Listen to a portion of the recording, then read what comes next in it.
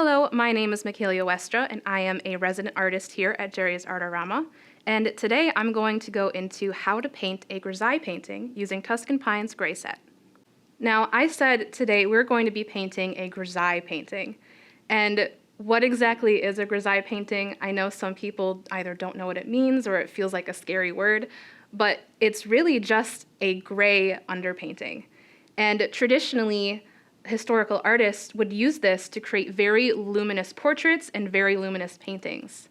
They would create a completely grayscale painting of exactly what they want their finished piece to look like. Let that dry and then glaze over it with very transparent color to have a very nice layering effect, so they can worry about just value and then separately just color. It's a very fun technique and it creates absolutely beautiful work. So here is our Tuscan Pine gray starter set. I'm going to go ahead and open this up and show you all the colors inside. So inside we have a titanium white in safflower oil, a neutral gray 7, a neutral gray 5, a neutral gray 3, and a lamp black. So I'm going to go ahead and squeeze these out onto my palette and we can take a closer look. So I have all 5 of these paints on my palette now. As you can see, this titanium white is very bright, and that is because it is made with safflower oil, which doesn't yellow as much as other oils. Now these 4 other colors on my palette are made with the very classic linseed oil. All of these colors have a very strong presence in this set. This white is going to be a very bright white. This black, which is a lamp black, is going to be a very strong, very pigmented black, and it also has another use, which I will get into later. All 3 of these grays are going to be a neutral gray, so you have a very base tone gray to work with if you are using these for your paintings. So in order to start your grisaille painting, there are a couple things to do in order to prepare before you jump into the actual painting. The first thing is, traditionally, you would make separate piles of gray by mixing different amounts of white and black. Now this set is amazing because we already have a value of 5. We have a bright white, we have a dark black, and we have 3 grays. I do want to extend that value scale a little bit in order to have something in between my lightest gray and my white, as well as another gray in between my darkest gray and my black. So I'm going to go ahead and mix some values in between the grays that we already have. I'm going to take a little bit of my neutral gray 7 and my titanium white and mix those together.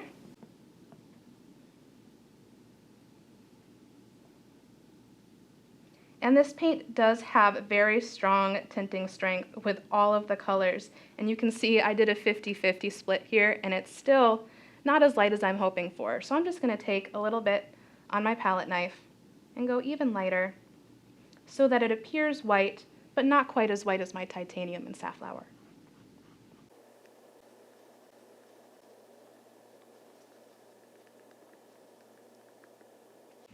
Now I'll go ahead and add to my swatch gradient that I have up here. Grabbing that mixture. Now I have a really nice value that reaches between this titanium white and that neutral gray. I'm going to do the same thing on the other end, so I have something in between this neutral gray and this really cool dark black. Now this black is probably one of the strongest blacks that we have in the Tuscan Pine line, so I'm not going to take very much. This might even be too much, but I do want this gray to be darker.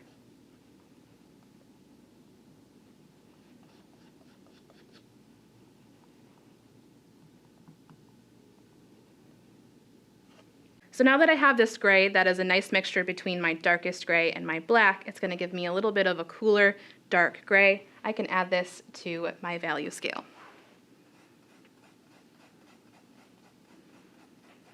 And of course I can create even more of a value scale by mixing everything in between, but I don't know if I need more than like 5 to 7 in my value scale. 5 to 7 is a very good range of grays.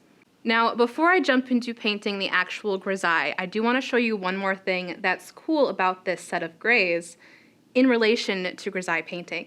Now, I have a very cool black, and if I use this and I create my own grays using this titanium white, I can create some cool grays. So I have some really nice neutral grays in here, but if I want a cooler toned grayscale for my grisaille, I have that within this set of 5 colors.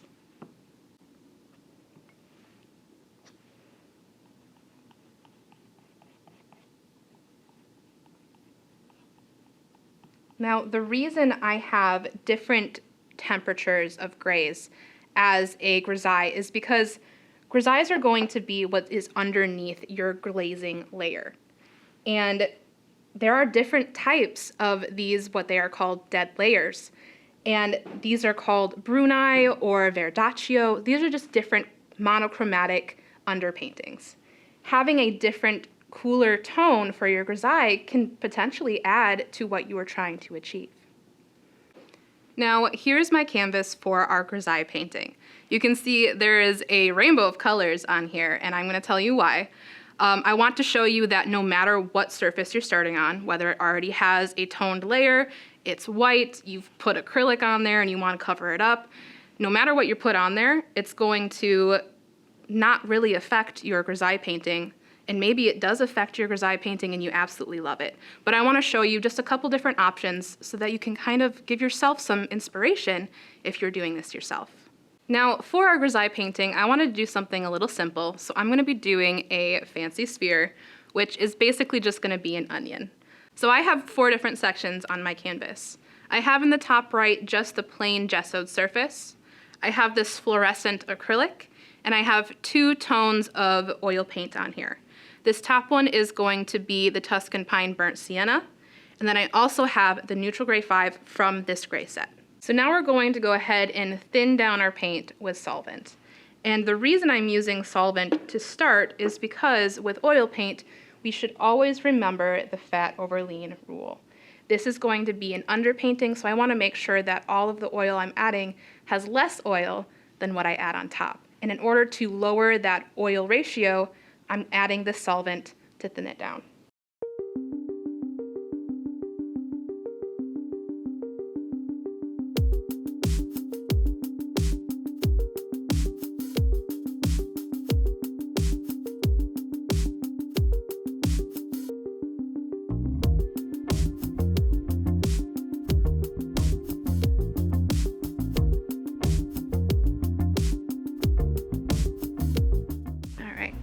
So now I have my sketch on there. I'm now going to jump into the value. You can start with your whites or your blacks or somewhere in between. The middle values are going to be the hardest for me to find. So I always like to start with my bright whites and my darks so I can find those in-betweens a lot easier.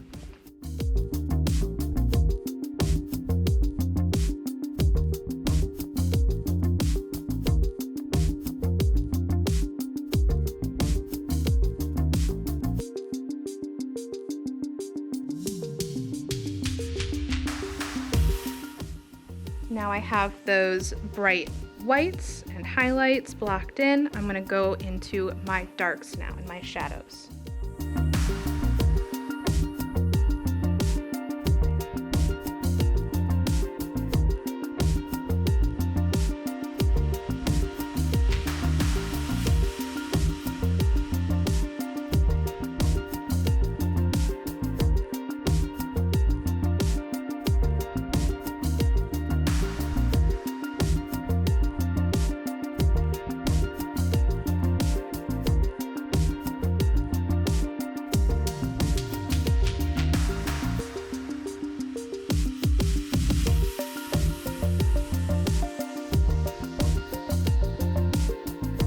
Now that I have my highlights and my shadows blocked in, I now know where to find those in-between values.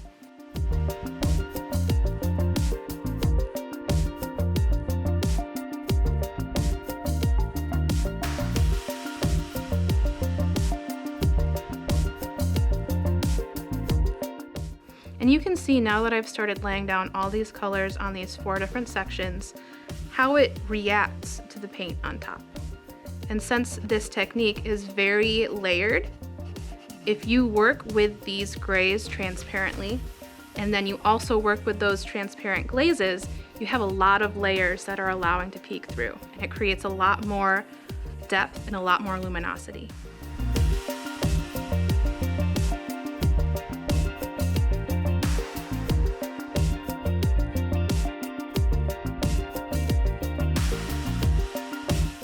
Now I'm going to push this as far as I can when it comes to realism. This is going to be basically the finished image. So I want to push it as far as I want to, because this is going to be the value scale and the form that you're going to end up with. What you add on top is going to be those glazes. So that's the color mixed with the oil to lay on top, so you can see color and then see the value underneath.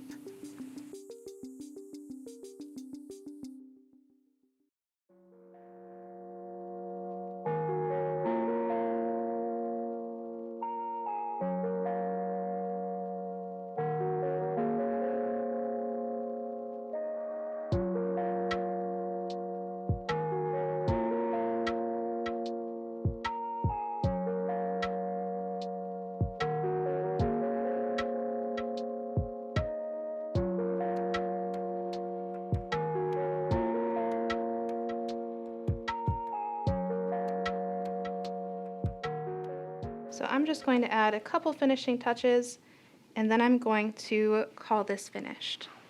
I just want to fill in these areas where the background is poking through. You can definitely leave them if you really like them, like this fluorescent pink peeking through. I kind of love that. But if you want to completely cover it and just have gray value, definitely cover up those spots.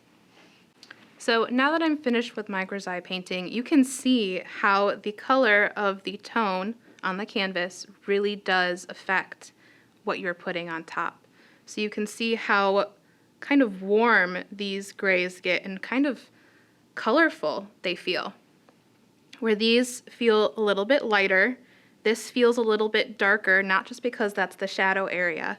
And then this also feels kind of warm, but not quite as vibrant as the magenta underpainting. So as you can see, no matter what you're painting on, it can really add to the tonality and the temperature of your final painting. So I hope you enjoyed following along on this grisaille painting. This is definitely going to be a useful technique for both beginners and advanced painters, and this Tuscan Pine gray set is going to have a wonderful place in your studio.